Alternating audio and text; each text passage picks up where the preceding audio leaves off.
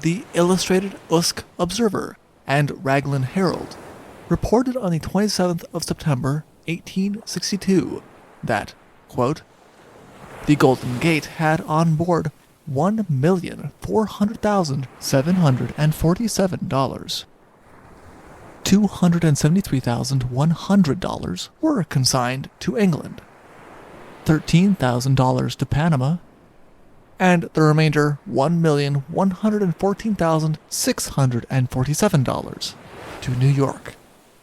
On the news of the catastrophe reaching San Francisco, Lloyd's agents communicated with the representatives of the Pacific Mail steam packet as to the measures to be adopted with the view of recovering the specie.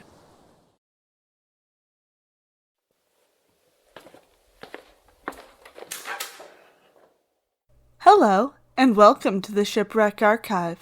Thank you. Would you happen to have the story, The Gold of the Golden Gate? Here we are. Enjoy!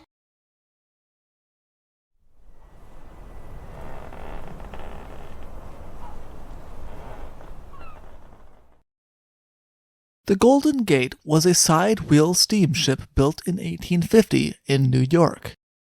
The 2,067-ton ship was considered a fast vessel, and with a capacity for 900 passengers in addition to large amount of cargo, she was soon a popular one. The ship was owned by the Pacific Mail Steamship Company, and she was put on the route between San Francisco and Panama, a route that she would continue for her entire career.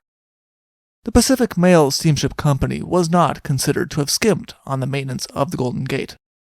She was repaired in 1856, 1858, and 1859, and with the frequent repairs, she had been able to keep an A2 rating in spite of being over a decade old. She was still considered to be one of the finest ships on the route between San Francisco and Panama, and she was still considered a favorite with passengers. On the 21st of July, 1862, the Golden Gate departed from San Francisco and headed towards Panama with around 280 passengers on board, in addition to around 50 crew members under the command of Captain Hudson. Despite the California gold rush having slowed down, a good deal of gold was still coming out of California, and a large amount of it was carried to Panama by the mail steamers, transported across Panama, and then loaded onto vessels on the other side of Panama to reach eastern destinations. The amount of gold that the Golden Gate was carrying was large, but not anything unusual, and no one made note of it in the papers as the Golden Gate departed from California and headed south. Soon, the cargo of the Golden Gate would be reported around the world despite the American Civil War having become an all-consuming topic of news from the United States. Nothing of any note had happened on the voyage on the Golden Gate until 5 p.m. on the 27th of July, while the ship was 15 miles to the west of Manzanillo, Mexico.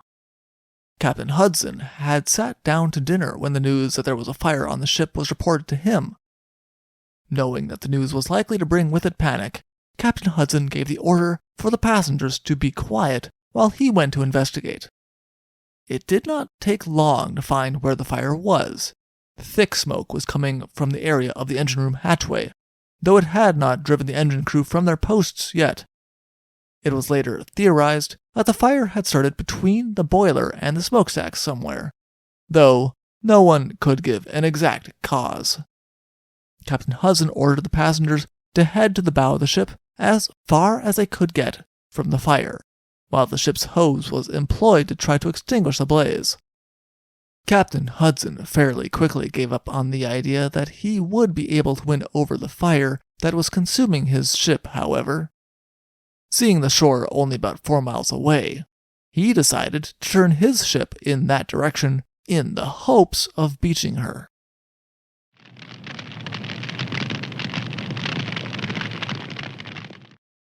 Chief Engineer Wadded was ordered by Captain Hudson to keep the engine room going for as long as possible at full speed, but then the fire cut off communication between the engine room and the deck.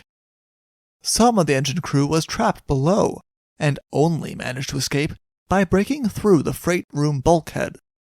Before they left the engine room, they left the feed valves of the boilers and the furnace doors open to try to prevent the boiler from exploding.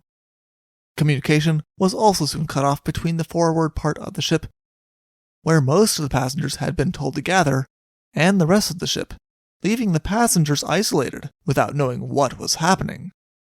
Seeing the fire growing, some of the passengers panicked and began to throw themselves overboard, even though Captain Hudson and a passenger named Pearson, who was also a captain, both shouted for the passengers to wait. At the entreaties of both captains for everyone to wait on the burning ship until the Golden Gate was beached, most of the passengers regained their calm and did indeed wait. The fire spread with terrifying speed, and by the time the ship had beached, at 5:30, about 300 yards from land, it was imperative that everyone escape as quickly as possible. The ship's foremast had already burned away and fallen by the side while the ship was still at sea.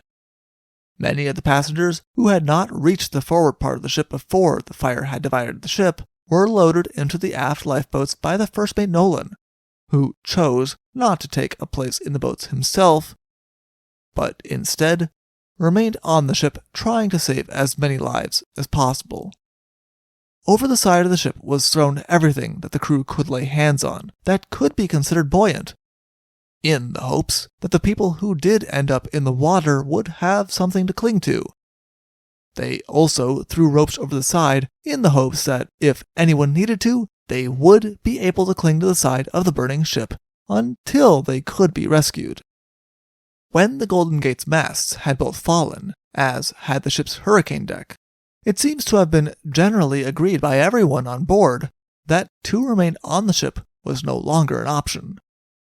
Some of the passengers threw themselves overboard, while others climbed down the ropes and lowered themselves into the sea that way. Captain Hudson and Captain Pearson both remained on deck until they believed themselves to be the last people on board, and then they also went overboard and began the difficult swim to the shore. Huge breakers were hitting the beach, and though it meant that many of the people who had escaped from the burning Golden Gate were thrown on the beach, it also meant that they either had to move quickly or be pulled to safety, or they could be dragged back out to sea.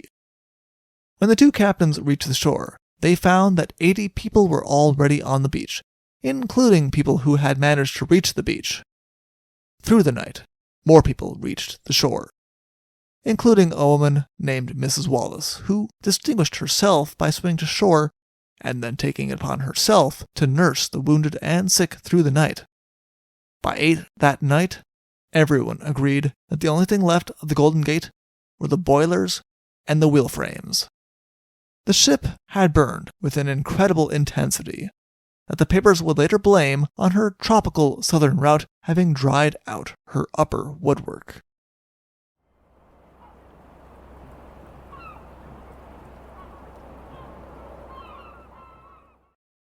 By the next morning, the number of survivors on the beach had climbed to 105 as more people reached the shore. At dawn, they buried some remains that had already reached the shore, and at 9 in the morning, Captain Hudson decided it was time to leave the beach near the wreck and find help. The only provisions they had were some kegs of beer that they divided among everyone, and then they began the 15-mile walk to Manzanillo. They had only traveled 5 miles, however, when they found that the undergrowth was too thick to travel through, and they could not travel any further. It was therefore to their relief that at 3 in the afternoon they were able to wave down a boat and tell them what had happened. This boat then headed to Manzanillo to get them help. The group was left at the beach with no provisions, hoping that they would be able to get help soon. On the morning of the 29th, 2 more boats came to find the group, and though they were too small to bring the group into town, they did bring the welcome news that 64 additional people had been saved by small boats. The group with Captain Hudson was also rescued the morning of the 29th. the steamship St. Louis, had stopped at Manzanillo that morning, and as soon as they heard the news, they departed to do what they could. 4 boats from the St. Louis were manned and loaded with food and water for those on shore. The guns of the St. Louis were fired to track the survivors to head towards the rescue steamer, and they picked up everyone they could. The St. Louis would travel in a 12-mile radius in the hopes that maybe some people had been washed further from the wreck, but other than the group with Captain Hudson, they found no one else. Once St. Louis returned to Manzanillo, the group under the command of Captain Hudson was reunited with the group who had reached the port through other means. One passenger by the name of Holiday had a particularly near miss. He had been among the passengers near the bow of the ship, and when the time had come to abandon ship, he had lowered himself into the water. The waves had swept him under one of the ship's wheels, though, and then he had hit the ship's rudder as he had surfaced. The stern was full of thrashing people, but Holiday had managed to grab a hold of a ladder that had been thrown over the ship's side for flotation, where he was joined by 2 other passengers. There, he had floated for 2 hours, until one of the ship's boats had picked him up. The boat only had passengers on board, and no members of the crew who might be expected to know the area, and, therefore, it missed the harbor of Manzanillo. They were carried 20 miles from the harbor before they realized their mistake and began to row back.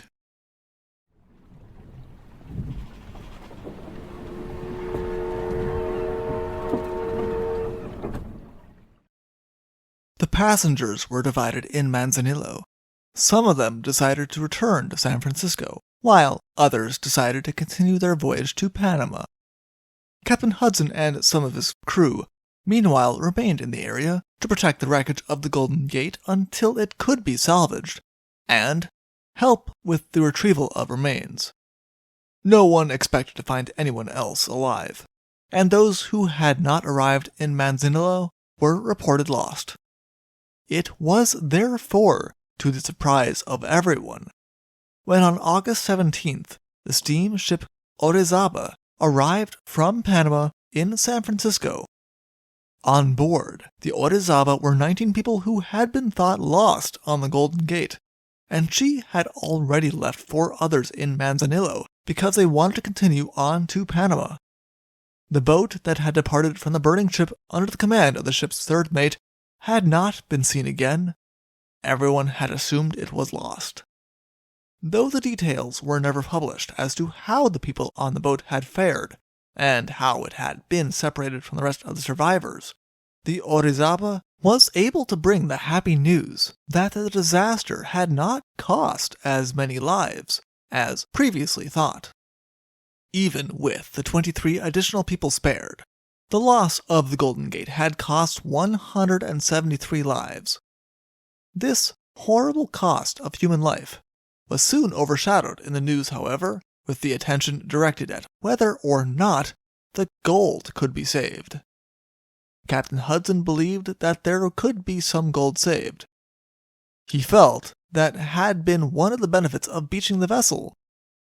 But many of the passengers who returned to San Francisco told the newspapers that there was no chance of salvage at all. Captain Hudson had remained around the wreck until the salvage operation, with Captain Pearson, came to try to recover the gold. For Captain Hudson, the main object was giving the remains that washed up on shore a decent internment, though rumors said that he did not have the stomach for the task. This allegation would later be debated in the New York Times by someone who had known Captain Hudson during his service in the United States Navy during the Mexican-American War, and who said that, considering Captain Hudson's service at the time, it was to be doubted that he would be found to be squeamish later.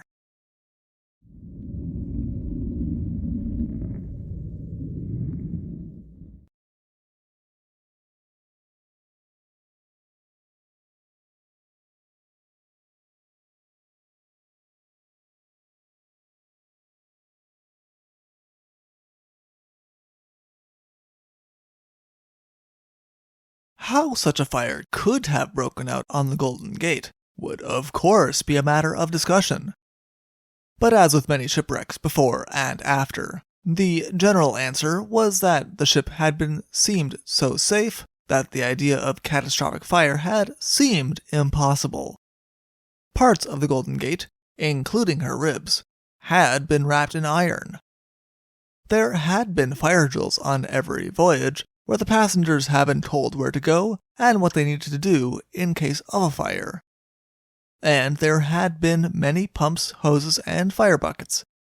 Indeed, the precautions taken against fire by the Golden Gate had been part of her continued rating as an 8-2 rated vessel.